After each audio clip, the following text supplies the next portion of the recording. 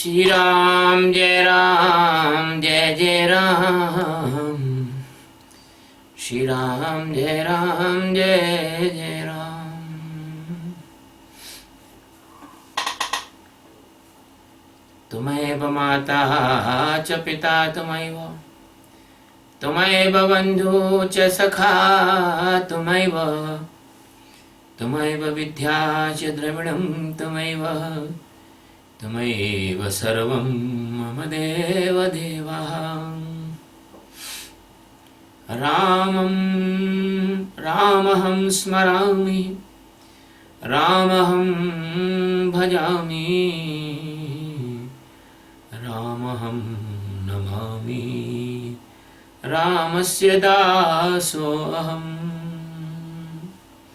भगवान श्री राम के परम पावन चरणों में, जिनसे पावन इस दुनिया में कोई भी नहीं, कोई भी नहीं, जो अनंत अनंत आकाश गंगाओं के एकमात्र स्वामी हैं, मालिक हैं, अधिनायक हैं, इसके बाद भी इतने प्रजातांत्रिक हैं कि सबके हृदय में रहकर सबको स्वतंत्रता पूर्वक जीने का अधिकार देते हैं। किसी का जीवन उसके निर्धारित आयु के पहले नहीं लेते, चाहे वो कितना भी बड़ा राक्षस भी क्यों ना हो। इतने दयालु हैं। तो बहुत से लोगों ने कहा है उनके बारे में, को तुम सम दयालु तुम दानी। ये तुलसीदास जी ने कहा है। गुरु नानक ने कहा है, राम नाम जहाज है।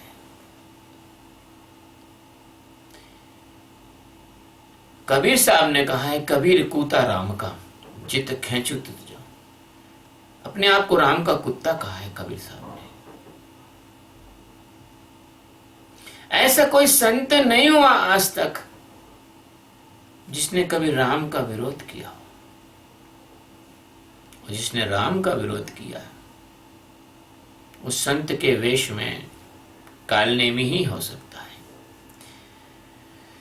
चलो ये बात आ गई तो मैं आपको एक बात बोलूं कि हमारे भारत के एक शंकराचार्य हैं स्वरूपानंद जी महाराज, उन्होंने राम मंदिर के मुहूर्त पे बड़ी आपत्ति उठाई, बंद कर दो, मत करो। उनके चेले चपाटियों ने, कांग्रेसियों ने भी उठाई। आज संयोग से मैं वाल्मीकि रामायण देख रहा था तो मुझे एक श्लोक दिख गया। वो श्लोक मैं आपको सुनाता हूं और इनकी आपत्तियां सारी उससे खारिज होती है। ये वाल्मीकि रामायण का श्लोक है। तदेव लग्नं सुदिनं, तदेव ताराबलं, चंद्रबलं तदेव, विद्याबलं देवबलं तदेव, सीतापते राम यदा स्मरामि। इसका मतलब क्या है कि जहां भगवान सीतापति राम का स्मरण किया जाता है वो लग्न शुभ हो जाती है। चाहे कितना भी काल का चौघड़िया हो और चाहे कितना भी बुरा समय हो ज्योतिष के अनुसार, लेकिन ये वाल्मीकि रामायण कहती है कि सीतापति राम के स्मरण करने से और हर लग्न शुभ हो जाती है, हर सुदिनम तदेव, हर दिन शुभ हो जाता है। तारा बलम, चाहे वहां पर तारा अस्त हो गया हो या गलत तारा हो या अनिष्ट का तारा हो, तारा का बल खत्म। भगवान का नाम लेते ही चंद्र बलम तदेव, और चंद्रमा का जो बल है अच्छा बुरा भगवान का नाम लेते समाप्त होगा। विद्या बलम, विद्या बलम, कोई विद्या का बलवान है और एक भगवान का राम का नाम लेने वाला है तो उसका विद्या बल उसके सामने नहीं चला। देव बलम, कितना भी ताकतवर देवता हो, इंद्र क्यों ना हो, वायु, अग्नि, वरुण, कोई भी हो, भगवान राम का नाम अगर हम लेंगे, भगवान के राम के नाम के आगे वो बिल्कुल खारिज है, बिल्कुल बेकार है। इसलिए मैं आपको बताता हूं कि सीतापते नाम यदा स्मरामि, भगवान सीतापति का नाम जैसे ही स्मरण किया सब शुभ ही शुभ है, शुभ ही शुभ है। ये महाराज जी काहे को शंकराचार्य पद की बदनामी बेइज्जती करवा रहे हैं, ऐसा बोल के।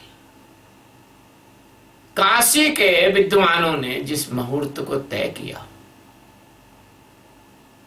दक्षिण के विद्वानों ने जिस मुहूर्त पर स्वीकृति का ठप्पा लगाया हो, कांची कोटि के शंकराचार्यों ने जिस मुहूर्त के लिए ताम्र पत्र बनवाकर राम जन्मभूमि के भूमि पूजन में भूमि के अंदर रखवाने के लिए भेजा हो,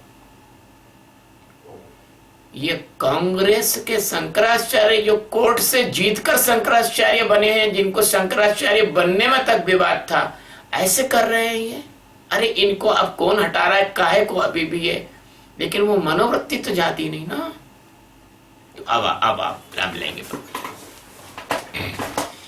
द्वाविंश सर्ग। राजा दशरथ का स्वास्थ्य वाचन पूर्वक राम लक्ष्मण को मुनि जी के साथ भेजना और मार्ग में उन्हें विश्वामित्र से बला और अतिबला नामक विद्या की प्राप्ति। देखिएगा कि जब हम किसी को भी विदा करते हैं तो स्वास्थ्य वाचन करते हैं, इसके बाद विदा करते हैं। कैसे करते हैं? स्वस्ति नो इंद्रो बृहस्पति, इस प्रकार से अपन जो स्वस्ति वाचन करते हैं, अभी मैं सुनाऊंगा तुमको। तो पहला श्लोक है इस 22वें सर्ग का। तथा वसिष्ठे ब्रुवति राजा दशरथ स्वयं प्रहष्ट बदनो राममाजुहाव सलक्ष्मणम् कृतस्वस्त्यनं मात्रा पित्रा दशरथेन च प्रोदसा वसिष्ठेन मंगलैरभिमन्त्रितम्। श्री राम जय राम जय जय राम, श्री राम जय जय राम। वशिष्ठ के ऐसा कहने पर राजा दशरथ का मुख प्रसन्नता से खिल उठा। उन्होंने स्वयं ही लक्ष्मण सहित श्री राम को अपने पास बुलाया। फिर माता कौशल्या, पिता दशरथ और पुरोहित वशिष्ठ ने स्वास्थ्य वाचन करने के पश्चात उनका यात्रा संबंधी मंगल कार्य संपन्न किया। श्री राम जी को मंगल सूचक मंत्रों से अभिमंत्रित किया गया। भगवान दशरथ जानते थे कि राम लक्ष्मण के बिना नहीं जी सकते, लक्ष्मण के बिना राम नहीं, राम के बिना लक्ष्मण नहीं, क्योंकि दोनों एक दूसरे का हृदय ही थे, एक ही प्राण, जैसे दो शरीरों में। भगवान लक्ष्मण को बुला, धन्य है लक्ष्मण। सपुत्रम मूर्धन रयु पाघ्राय, सपुत्रम मूर्धन रयुपाघ्राय राजा दशरथ इस्तदा तदो कुशिक पुत्राय सुप्रीतेनांतरात्मना। तदंतर यानी उसके बाद, आप लोग उसके बाद कहते हो और संस्कृत उसको तदंतर कहती है।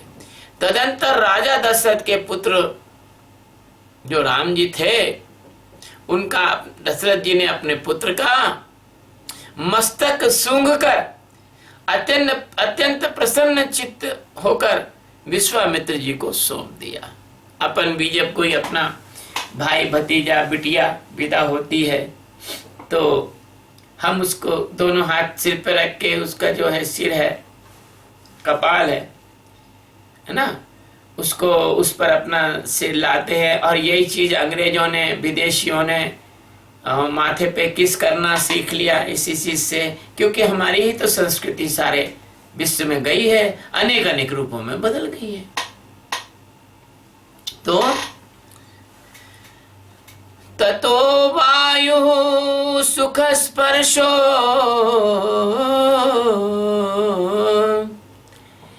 नीरजस्को बभौ तथा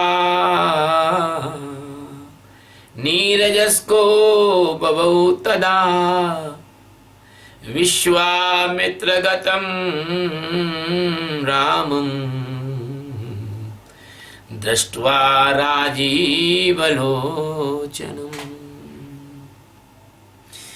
पुष्पवृष्टिर्महत्यासीदा देवदुन्दुभिः स्वनः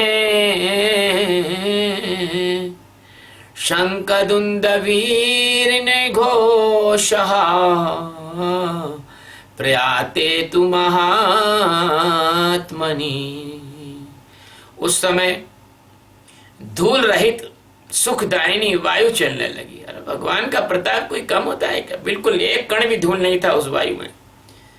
कमल नयन श्री राम को विश्वामित्र जी के साथ देख देवताओं ने आकाश से वहां फूलों की भारी वर्षा की, क्योंकि वो जानते थे भैया अब काम चालू हो गया है। अब जो है भगवान जो है दुष्टों के विनाश की पहली यात्रा पर निकल चुके हैं। देव दुंदुभि बजाने लगे। महात्मा श्री राम की यात्रा के समय शंखों और नगाड़ों की ध्वनि होने लगी, अपने आप होने लगी, है ना। ये जो है स्थूल रूप से एक अनाहत नादी है जो कि किसी के द्वारा नहीं बजाया जाता, प्रकृति खुद बजाती है। ये अवतारों के लक्षण है। आप और हमारे लिए नहीं बजेंगे, आप और हमारे लिए आकाश से फूल नहीं बरस सकते हैं। श्री राम जय राम जय जय राम। यह अयोध्या के प्रकरण पर प्रवचन किया दिया। भगवान का प्रेम आज बहुत ज्यादा ही उमड़ रहा है हृदय में, क्योंकि वो भगवान की भक्ति बड़ी अयोध्या के इतिहास में कूट कूट के भरी है। अयोध्या की जन्मभूमि की आजादी के लिए जो इतिहास है उसमें कूट कूट के भरी है। लोगों ने अपने प्राणों को निछावर कर दिया। विश्वामित्रो यया बग्रे ततो रामो महायशः काकपक्षधरो धन्वी तम तसो मित्ररन बगात। आगे आगे विश्वामित्र जी चल रहे थे। उनके पीछे काक पक्षधारी महायशस्वी श्री राम और उनके पीछे सुमित्रा नंदन लक्ष्मण जा रहे थे। कलापिनो धनुष्पाणि शोभयानो दिशो दशः विश्वामित्रं महात्मानं त्रिशिरा विवपन्नगो। उन दोनों भाइयों ने पीठ पर तरकस बांध रखे थे। उनके हाथों में धनुष शोभा पा रहे थे। वे दोनों 10 दिशाओं को सुशोभित करते हुए महात्मा विश्वामित्र के पीछे तीन फन वाले 2 सर्पों के समान चल रहे थे। 3 फन वाले सर्प कैसे? एक तो धनुष का फन, एक उनका जो तरकश, और एक भगवान का उनका स्वयं का मुखमंडल। ऐसे 3 फन वाले सर्प की तरह, 3 फन वाले सर्प की तरह वो दोनों जा रहे थे। क्या दृश्य होगा आप कल्पना नहीं कर सकते हो। कितना दिव्य दृश्य होगा। भगवान का शरीर, ओहो हो, भगवान का शरीर आप हमारे जैसे हाड़ मांस का शरीर नहीं था। दिव्य परमाणुओं से बना हुआ अनंत आकाश गंगाओं का जो एक्सट्रैक्ट है, यूं कहो कि वो आकाश गंगा उनका खुद का शरीर का जो है एक कहते ना मैल है। मैल भगवान की, जिस अपने को पसीना या वो निकलता है ना शरीर में कभी कभी, तो अरे वो तो आकाश गंगाओं के ही भी ओज तेज और ऊर्जा से भी बहुत ज्यादा आगे की चीज थी। उनकी तो हम वर्णन नहीं कर सकते। हाँ, भगवान का वो चलना, वो जाना, वो ना तो ना तो इनके बस की बात थी वाल्मीकि जी की, ना हमारे बस की बात है, किसी के बस की बात तीनों लोकों में और 18 भुवन में और इस आकाश गंगा में किसी के बस की बात नहीं। वो तो उनकी कृपा है, जितना वो बताना चाहते हैं उतना बता देते हैं भक्तों को। और एक कंधे पे धनुष, पीठ पर तूणीर और बीच में मस्तक, तीनों के फन की उपमा दी गई है। तूणीर मतलब तरकस, याद रखना है, तूणीर शब्द तरकस। अनुजंगम तुरक्षुद्र पितामह विवाह विष्णु वनो अनुयातो श्रिया दीप्तो शोभयंता वंदितो। उनका स्वभाव उच्च और उदार था। अपनी अनुपम क्रांति से प्रकाशित होने वाले दोनों अनिग्ध सुंदर राजकुमार शोभा का प्रसार करते हुए, अनिग्ध मतलब अब उसकी कोई उपमा ही नहीं दे सकती, इतने सुंदर थे वो, है ना, इतनी सुंदर थे। और शोभा का प्रसार करते हुए विश्वामित्र जी के पीछे उसी तरह जा रहे थे जैसे ब्रह्मा जी के पीछे दोनों अश्वनी कुमार चलते हैं। कभी ब्रह्मा जी प्रकट होते हैं तो उनके पीछे दो अश्विनी कुमार भी खड़े रहते हैं। ये बात रामानंद सागर को भी नहीं मालूम और ये बात किसी को भी नहीं मालूम। इसलिए फिल्म के लोगों ने, सीरियल वालों ने कभी भी ब्रह्मा जी के पीछे अश्विनी कुमार को चित्रित ही नहीं किया। क्यों? कि ना तो उनने कभी भगवान की भक्ति की हो तो उनको मालूम हो, कभी भगवान के शास्त्रों को गहराई से दिल से पढ़ा हो, दिमाग से नहीं दिल से पढ़ा हो तो वो जान सकते हैं। तदा कुशिक पुत्रम तू धनुष्याणी स्वलंकृतौ बद्ध गोधांगुलित्राणो खड़गवंतो महाधुति कुमारो चारु बपुषौ भ्रातरो राम लक्ष्मणो अनुयातो श्रिया दीप्तो शोभयेतामनिन्दितो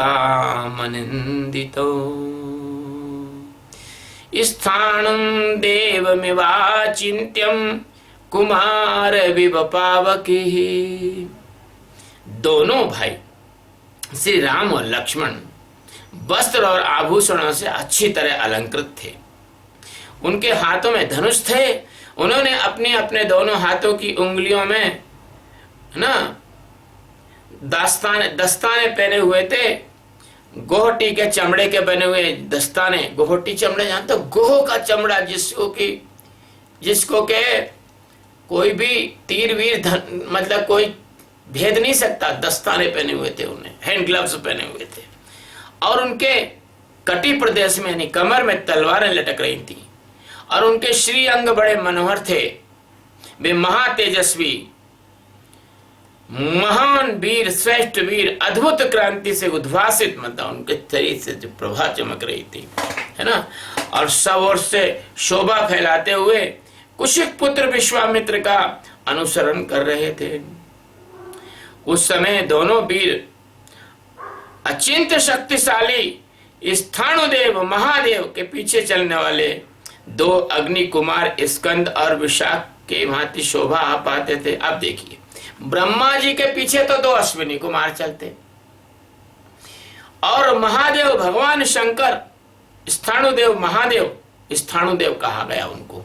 ये जो है पूरा जगत के अणु अणु में वो स्थितिज ऊर्जा देते हैं। स्थाणुदेव मतलब गरिमा उन्हीं की है, उन्हीं के कारण ये जगत जो है अपनी जगह पर टिका हुआ है, इसलिए इनको स्थाणुदेव कहा है। कोई दुनिया का साधु संत आपको ऐसी व्याख्या नहीं बताएगा, है ना। ये मैं बहुत बारीकी से बता रहा हूं। उनके पीछे कौन चलते हैं? अग्नि कुमार स्कंद, दो अग्नि कुमार स्कंद, है ना, और विशाख की भांति शोभा पाते थे। स्कंद और विशाख, आपने स्कंद पुराण का नाम सुना होगा ना, ये इसी स्कंद जी के नाम पर है ना। और विशाखापट्टनम का नाम सुना है कभी आपने? विशाखापट्टनम, ये विशाखापट्टनम इन्हीं के नाम पर बसाया गया और विशाख का नक्षत्र भी इन्हीं के नाम से है। तो ये दोनों जो साथ में महादेव जी के साथ चलते थे। अर्धयर्ध योजनं गत्वा श्रय्या दक्षिणे तटे रामेति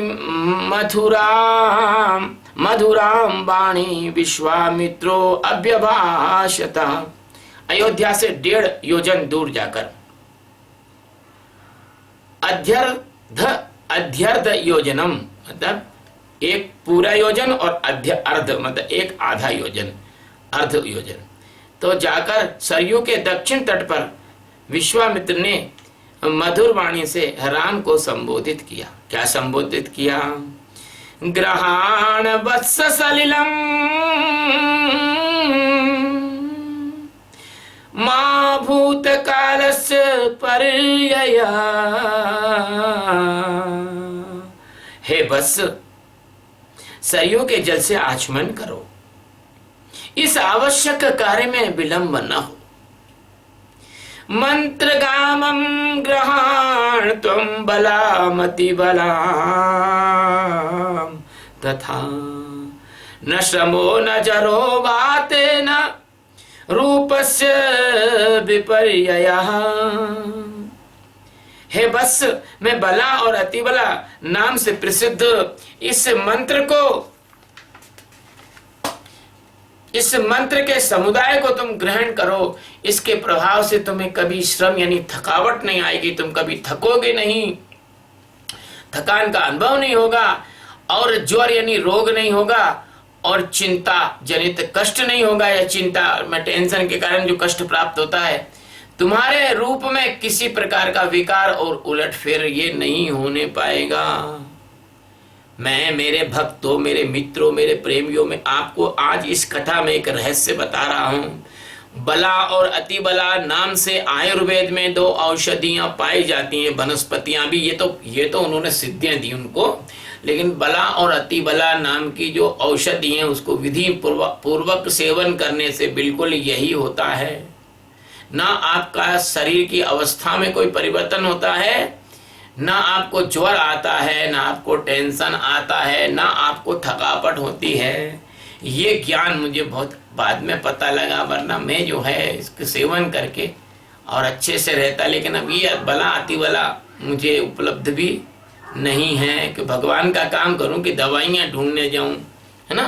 परंतु मैंने आपको बताया जिनको उपलब्ध है वो विधि पूर्वक आयुर्वेदिक ग्रंथों में पढ़ के उसका सेवन करें।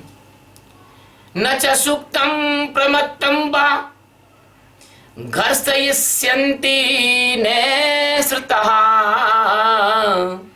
न बाह्ये सदृशो वीर्ये पृथ्व्यामस्ति कश्चन।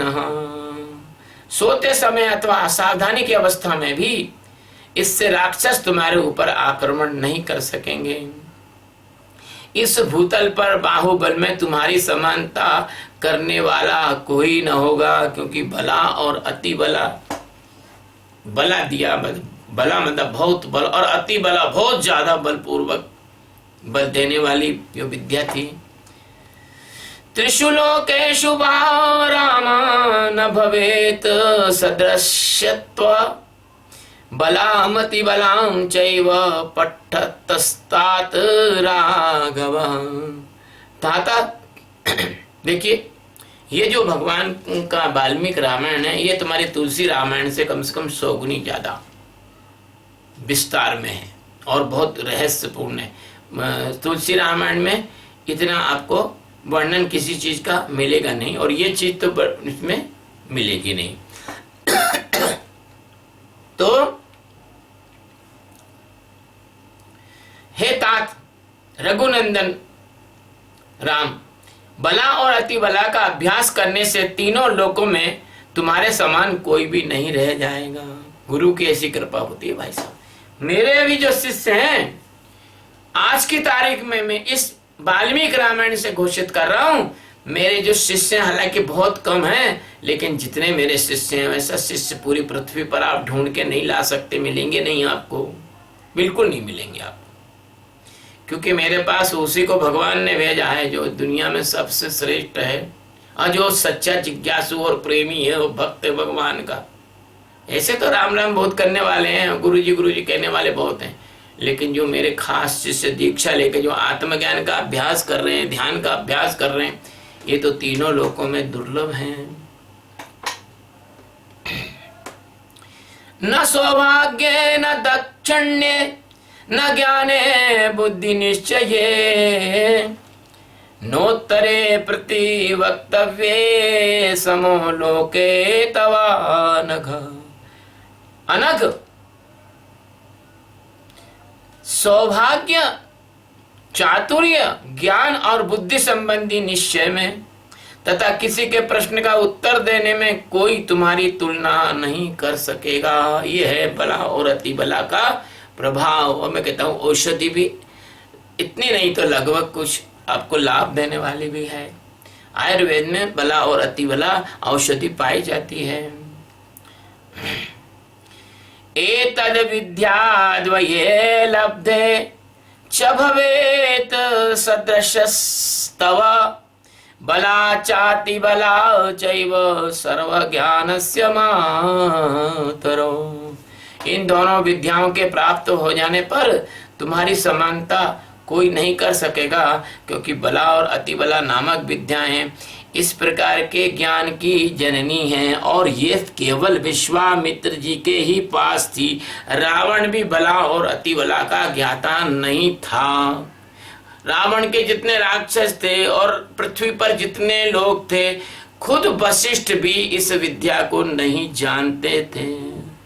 इसलिए वशिष्ठ जी ने दशरथ जी को कहा कि भेज दो भैया, तुम्हें पता नहीं है ये यूनिवर्सिटी वर्षों में सिखाती है, सदगुरु उसको एक दिन में सिखा देता है। एक घड़ी आधी घड़ी आधी में पुनियाद तुलसी संगत साध की हरे कोटि अपराध। सदगुरु जो तुम्हें सिखाता है वो दुनिया में तुम्हें कोई भी नहीं सिखा सकता, दुनिया की कोई यूनिवर्सिटी नहीं सिखा सकती। तुम चाहे पीएचडी नहीं डीएससी हो जाओ, कुछ नहीं होगा तुम्हारा, और बड़े गधे हो जाओगे अगर सदगुरु तुम्हारे साथ नहीं है तो। और अपने जानकारी और सूचना का खोपड़ी में जो भर लिया है फ्लॉपी में, उसका अहंकार दुनिया में बघारते फिरोगे, मंचों पे प्रवचन दोगे और लोग तुम्हारी जो है जय जयकार करके माला पिना देंगे, तुमको फिर भूल जाएंगे और तुम सिगरेट पियोगे, दारू पियोगे। क्यों? चाहे काय के डीएससी और पीएचडी, तुम डीएससी पीएचडी हो गए, तुमको इतनी अकल नहीं आई कि सिगरेट पीना, तंबाकू खाना, शराब पीना ये तुम्हारे हेल्थ के लिए, स्वास्थ्य के लिए नुकसानदायक है। जब तुम में इतनी अकल नहीं है तो तुम्हारी पढ़ाई तो चूल्हे में गई। 2 कौड़ी की पढ़ाई है तुम्हारी। काय के डीएससी, काय के पीएचडी, काय के डॉक्टर, काय के प्रोफेसर, काय के इंजीनियर, काय के वैज्ञानिक। हाँ, तो ये जो सदगुरु होता है वो तुम्हें वास्तव में सही शिक्षा देता है, जो शिक्षा तुम्हें कोई यूनिवर्सिटी भी नहीं दे सकती। सतगुरु तो चलता फिरता विश्वविद्यालय है। सतगुरु is the moving university and divine university, spiritual university and natural university, applied university and worldly university. इतनी सारी यूनिवर्सिटी सदगुरु अकेले में रहती है। हाँ, तो उन्होंने कहा कि इस प्रकार के जो विद्या है वो ज्ञान की जननी है।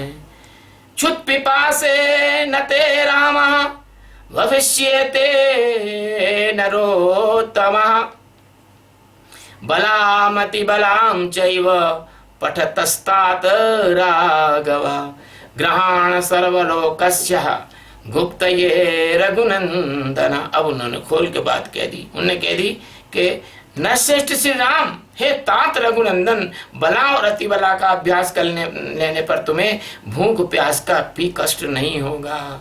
देखो, 1.5 कोस ही चले, ज्यादा नहीं। सदगुरु के साथ थोड़े भी चलो तो भी बहुत फायदा है। अब लोग चलने को तैयार नहीं होते। ये कैमरा मैं खुद ही चालू करता हूं, मैं खुद ही बंद करता हूं। लोग मेरे पास सेवाई की नहीं है, मेरे पास खुली बात है। अपने को क्या डरने की बात है। हम ही हैं सेवक हैं, हम ही बिस्ती हैं, हम ही खर हैं, हम ही गुरु हैं, हम ही सब कुछ है। हम ही आसन लगाने वाले हैं, हम ही कैमरा चालू करने वाले हैं। ये समय आ गया इस समय में। और ढोंगियों के पास हजारों लाखों लोग बैठे हैं और करोड़ों रुपए हैं और बड़े बड़े आश्रम हैं। तो भगवान कैसे कह रहे हैं वो कि हे श्री राम जी, हे तात, रघुनंदन, बला और अति बला का अभ्यास कर लेने पर तुम्हें भूख प्यास का भी कष्ट नहीं होगा। अतः रघुनंदन, रघुकुल को आनंदित करने वाले हे राम, तुम जगत की रक्षा के लिए इन दोनों विद्याओं को ग्रहण करो। अभी दे रहे हैं, अभी उनको भूमिका, अभी बता रहे हैं कि भाई ये इतनी कीमती है, इसको तुम ग्रहण कर लो। विद्या द्वयम धीयाने यशश्चाथ भवेद् भुवि, पितामह सुते ते विद्ये तेज समन्विते। इन दोनों विद्याओं का अध्ययन कर लेने पर इस भूतल पर तुम्हारे यश का विस्तार होगा। ये दोनों विद्याएं ब्रह्मा जी की तेजस्विनी पुत्रियां हैं। ये आप सीता जी पुत्री जनक की थी।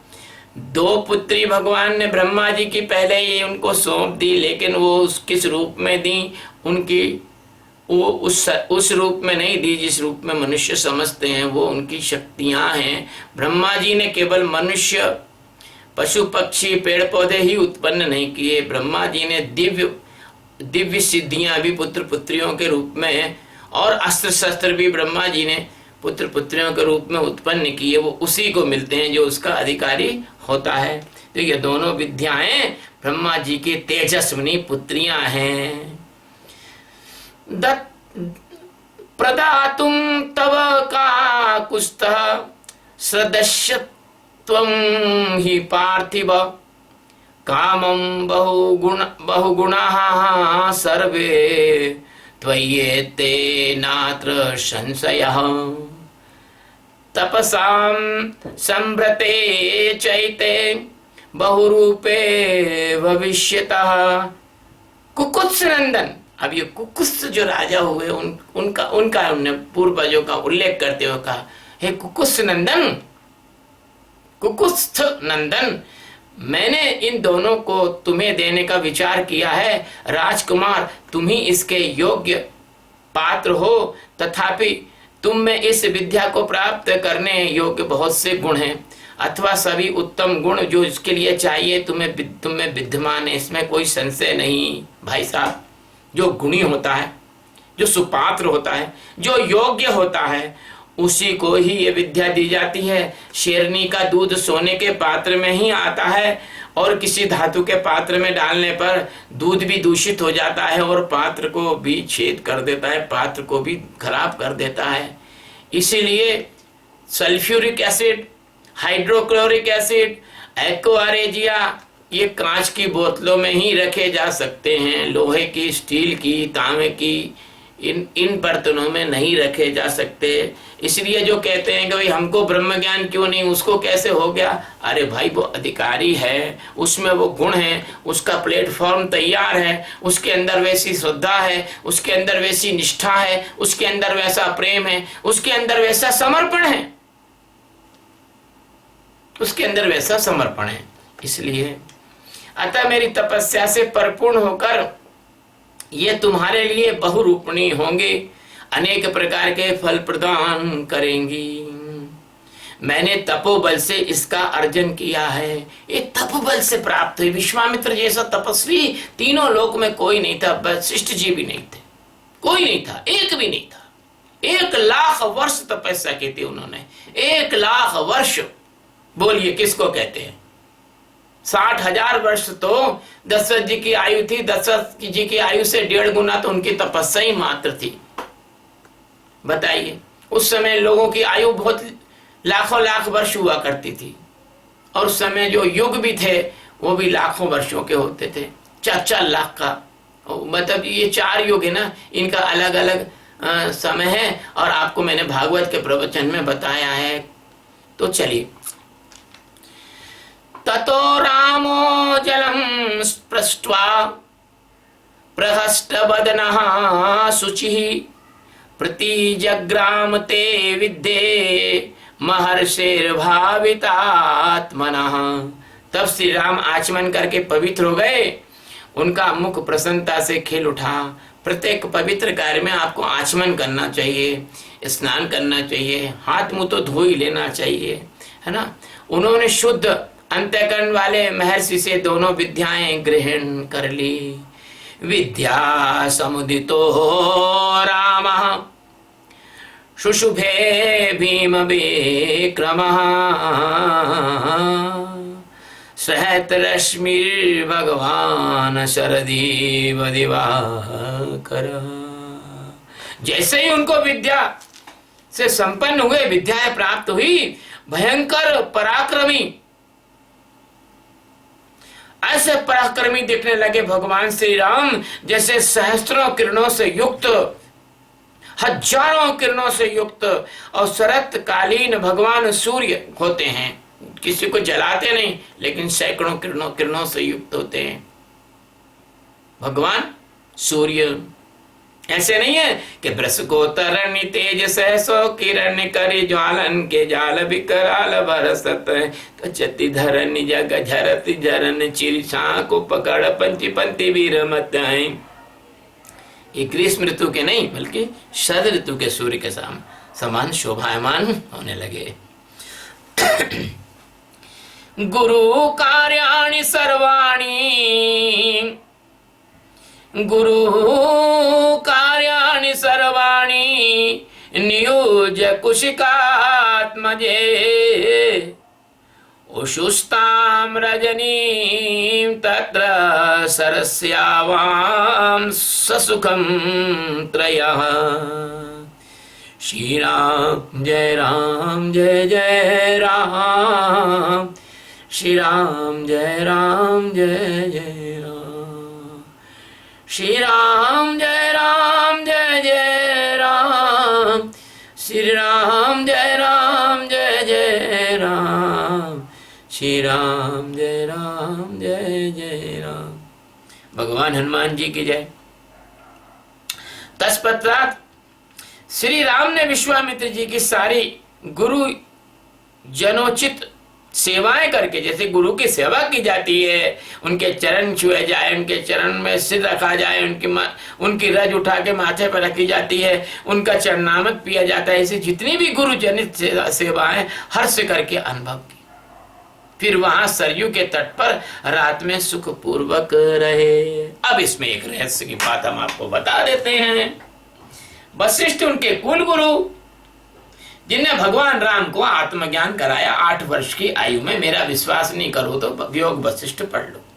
8 वर्ष की आयु में भगवान राम को आत्मज्ञान कराया। और ये उनके जो हैं, ये भगवान जो विश्वामित्र हैं, वो तो वशिष्ठ तो ज्ञान गुरु और ये कर्म गुरु। गुरु बहुत कर सकते थे, अच्छे गुरु होते हैं उस जमाने में। अब तो गुरु है नहीं, गुरु घंटाल मिलेंगे आपको, इसलिए हम ही ठीक हैं अभी तो। लेकिन हम बता रहे हैं कि भगवान राम के एक गुरु नहीं थे, भगवान राम के कितने गुरु थे, मैं आपको अभी इसमें वाल्मीकि रामायण में बताऊंगा। जैसे दत्तात्रेय ने 24 गुरु किए थे, ऐसे ही भगवान राम के ये दूसरे गुरु हुए विश्वामित्र जी। बोलो विश्वामित्र भगवान की जय। जिसको भगवान ने सिर झुकाया, अपनी क्या हैसियत है उसके साथ। अभी भी विश्वामित्र जी सप्त ऋषियों में आज भी मौजूद है, गरीबों पे दया कर सकते हैं। आज भी वो भगवान के भक्तों को आज भी संभालते हैं, क्योंकि वो जितने भी सप्त ऋषि हैं इस तारामंडल के, ये मूर्ख समझते नहीं है। सप्त ऋषि, दिक्पाल, अष्ट वसु, 4 दिक्पाल हैं, 8 वसु हैं, 7 सप्तऋषि हैं। ये प्रत्येक युग में होते हैं और अलग अलग होते हैं, एक ही नहीं होते हैं। अष्ट वसु बदलते हैं, दिक्पाल बदलते हैं, सप्तऋषि बदलते हैं। किसी युग में 7 ऋषि अलग होते हैं, किसी युग में 7 ऋषि अलग होते हैं। विश्वास नहीं करो तो भागवत में देख लेना आप। श्रीमद् भागवत में जो कालखंड आया उसमें सब बताया गया है। मेरा विश्वास नहीं करो तो भविष्य पुराण में देख लेना, स्कंद पुराण में देख लेना। इनके सबके नाम अलग अलग युगों के हिसाब से आए हैं। तो ये प्रभु दीन बंधु दयालु दीनों के नाथ, आपका स्मरण आ जाता है। ये 2 डिब्बी जो हैं पानी से भर जाती है। चलिए, तो इस सर्ग का अब अंतिम श्लोक ले रहे हैं हम। दशरथ नपसूनुसत्तमाभ्याम, दशरथ नपसूनुसत्तमाभ्याम, तृणशयने अनुचिते तदोषिताभ्याम, कुशिकसुतवचो अनुलालिताभ्याम, सुख निबभा बिबभो विभावरी च। श्री राम जय जय राम, श्री राम जय जय राम। मैं सोचता हूँ हनुमान जी को इसमें बीच में ले लूं, लेकिन स्वर में वो आता ही नहीं, भगवान का ही आ रहा है अभी। श्री राम जय हनुमान, श्री राम जय जय राम। राजा दशरथ के वे दोनों श्रेष्ठ राजकुमार उस समय तृण की सैया यानी घास के बिछोने को बिछाकर, जो उनके योग्य नहीं थी, सोए थे। महर्षि विश्वामित्र अपनी वाणी द्वारा दोनों को लाड़ और प्यार प्रकट कर रहे थे। इससे उन्हें वह रात बड़ी सुखमय प्रतीत हो रही थी। विश्वामित्र जी ने ले गए, उनको मालूम था ये दोनों 14 वर्ष वनवास जाएंगे, इनको अभी अभ्यास करा दो, घास पे कैसे सोते हैं, घास के सैया पे कैसे सोया जाता है। ऐसे होते हैं हमारे गुरु लोग। भविष्य में आने वाले जो खतरे होते हैं उनका पहले से ही अभ्यास करा देते हैं। बोलो सद्गुरु भगवान की जय। इत्यर्थे श्रीमद् रामायणे वाल्मीकिये आदि काव्ये बालकांडे द्वाविंश सर्गः। इस प्रकार वाल्मीकि निर्मित आर्ष रामायण आदि काव्य के बालकांड में 22वां सर्ग पूरा हुआ। बोलिए श्री राम लला अयोध्या वासी भगवान की जय। भगवान की जन्मभूमि अयोध्या की जय। भगवान ने जहाँ जहाँ अपने चरण रखे उन सब स्थानों की जय। भगवान ने जिन जिन को प्रेम दिया, जिन जिन से मिले, जिन जिन ने भगवान को देखा, उन सब की जय। जय जय सीताराम, सीताराम सीताराम, सीताराम कहिए, जाहि विधि राखे राम, ताहि विधि रहिए। सीताराम सीताराम सीताराम कहिए, जाहि विधि राखे राम, ताहि विधि रहिए। जाहि विधि राखे राम, ताहि विधि रहिए। भगवान तो बहुत अच्छे से रखते हैं, बड़े दयालु हैं। शिवोहम।